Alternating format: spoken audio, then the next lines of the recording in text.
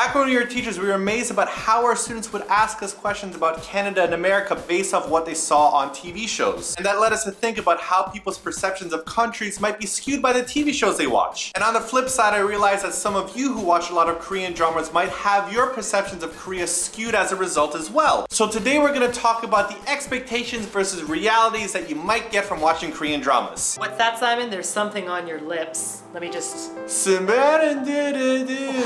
a mustache. You won't see that in a Korean drama. Alright, let's start with rooftop apartments. We've definitely all seen a drama where the hero is living on like the very top of an apartment and it has that kind of like ubiquitous green ground and everything everywhere. with a great view of the city. And for you, you might think, wow, this is a beautiful looking thing. It's very lovely and whatnot. Kind of like how our Korean students all thought that we lived in mansions when we showed them pictures of our bungalows.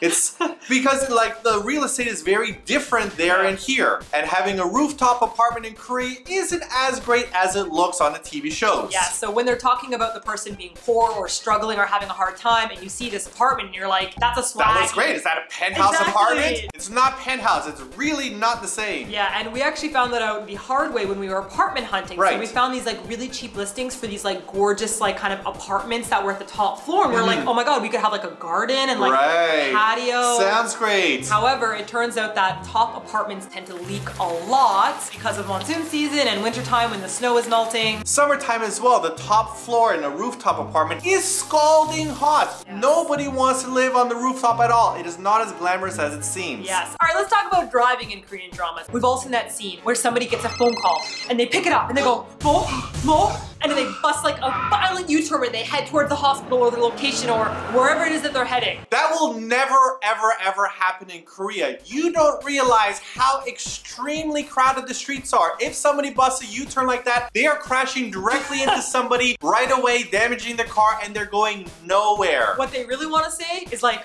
what? What? I'll be there in a second. And then you put your car in park. And then you get out the car and you get onto the subway. Our Eatyourkimchi mobile, we have just passed 10,000 kilometers on it, and the average speed, it tells us in there. We've driven all over Korea, right? All over to Korea. Jeju, like so far, everywhere. Average speed overall, 15 kilometers an hour because we are crawling the whole time. I barely step on the gas at all because there's so much traffic. You just have to roll with the whole thing and hopefully you can make the lights and not get stuck in the intersection like a jerk. This is Korean driving. There's no way you could bust a U-turn like that anywhere. I would say like maybe if it's like a countryside drama, which there aren't a lot of dramas that take place in the countryside. And the funny part as well is that we know all the driving scenes are filmed because it's right outside of our apartment. We live in Digital Media City and that's where they shoot most of the K-dramas. So you actually see the trucks where they put the cars on and they're not actually driving. They're not actually driving. So if you do wind up seeing the street empty, it's because they're pretty much directing the traffic while they're there. They have like two dudes that jump off the end and like if the light turns green, they just stop driving the car and they're like, all right, everyone, go around us. And I'm then sure you must have seen the Eatyourkimchi mobile in some of those dramas because I drove intentionally behind those cars, blaring music. I don't know if you've seen it, let me know. I'll tell you who made it into the dramas though. Definitely Smudgy. I think the funniest moment was when one drama was trying to film around our block, but it was like 3 different locations. And we were walking around the block with Smudgy. We photobombed every location. There was even a scene where they like tried to tell us not to walk. We couldn't move, Smudgy was pooping. You can't rush him, you can't just like squeeze him out like toothpaste. It doesn't work that way. And we saw this Korean guy go like running past us full scenes. We were like accidental extras in some movie. Speaking of our dog leaving products in certain places, let's talk about product placement in Korean dramas. Oh my god, that transition was so Wasn't that brilliant? I thought of that myself. The use of product placements in Korean dramas, not very subtle. Subtle?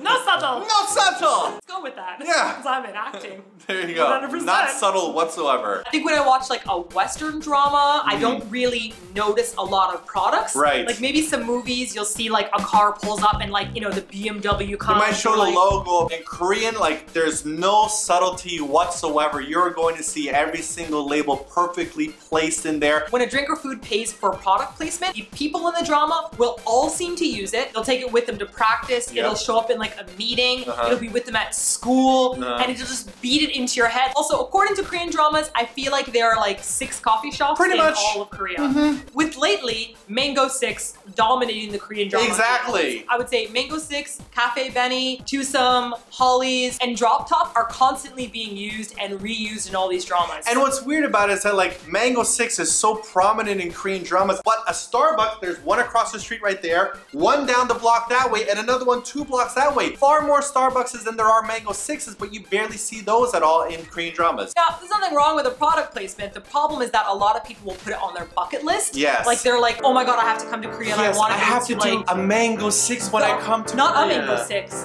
The Mango 6 in Apgujeong, where they shot the airs or the whatever. But the thing is, that's like putting McDonald's on your bucket list because you saw it in the movie. It's like, oh, I saw it in Die Hard, so I want to get some McDonald's. It's so lame. There's so much more that Korea and Seoul have to offer than that. But the McDonald's. There's no such thing in the Boston, as the corner. the Mango 6 or the Cafe Benny. Just they're everywhere. Cross that off your list if you're coming to Korea. Now the fact is there are so many other cool places in Seoul and Korea that you could go to that offer so much more instead. And tell me, what are you doing right now in the middle of our TLDR? Oh, this? I was just playing with the QuizUp app. It's easy. You can challenge people from around the world or directly from the area around you and play lots of different quizzes. Currently, I'm playing the Harry Potter one, and after that, I'm gonna play the Marvel Cinematic Universe one. Plus, with QuizUp's latest update, everyone can make their own quizzes and challenges. Wow, that sounds addictive. You should make one about K-dramas. Good idea. Actually, I already did. Oh my god! What are we talking about again? Oh yeah.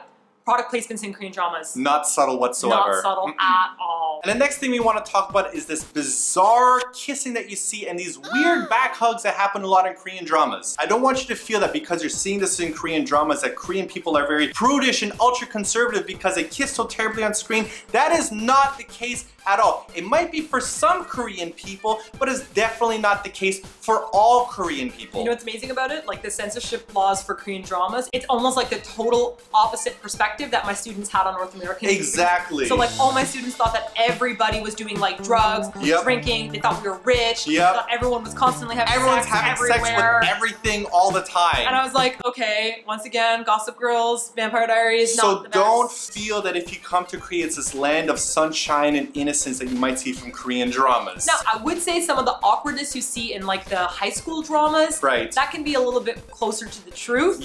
After like teaching in Korea for 3 years at an all-girls high school, I remember showing a scene from Twilight where Edward literally just like leaned into Bedward. Edward and Bedward. Alright, we're gonna go with Bedward. Okay. He just leans into Bedward. And when he leans into her, all my students scream. But so my students were a lot more innocent around that, but look, we live in the Hongdae neighborhood. We have seen so many people making out and getting it on around here, especially because like right behind our studio, the parking lot is really like dark and secluded. We have walked in on tons of people making out, especially awkward when we're like trying to get in our car in reverse and we turn on the lights and it's on them, glaring on them, and then it even stop. You think that if you shine a light on someone when they're making out, they'd be like, okay, I'll stop. I even high beam them just for experiments, and they just keep on going. The dedication with Korean making out is really impressive to us. So there are parts of Korea where people are just normal, meeting each other. Exactly. Go to a club, you're gonna see people having like a good time dancing and grinding. They're not like this far apart. It's not as prudish as it seems on TV. We're gonna talk more about Korean dramas in our blog post. Make sure you click on the link here, and I will be talking a lot about my favorite thing ever, the wrist grab. It's like the worst thing ever. Super frustrating. I hate it. Does it exist in Korea? Oh, I wonder. You're gonna have to click on the link. And my question for you is, how is your country misperceived because of its representation on TV? I'm really interested. Let us know in the comment section below. Hey, Canadian dramas, we are always with like mega thick accents. I've never just seen like regular like Canadian folks, eh? We always have, we all love hockey. Come on, hey. Do you like hockey? I hate it. Yeah. It's the worst. That's all right. I don't really know anything about it. But Blue Jays, let's go!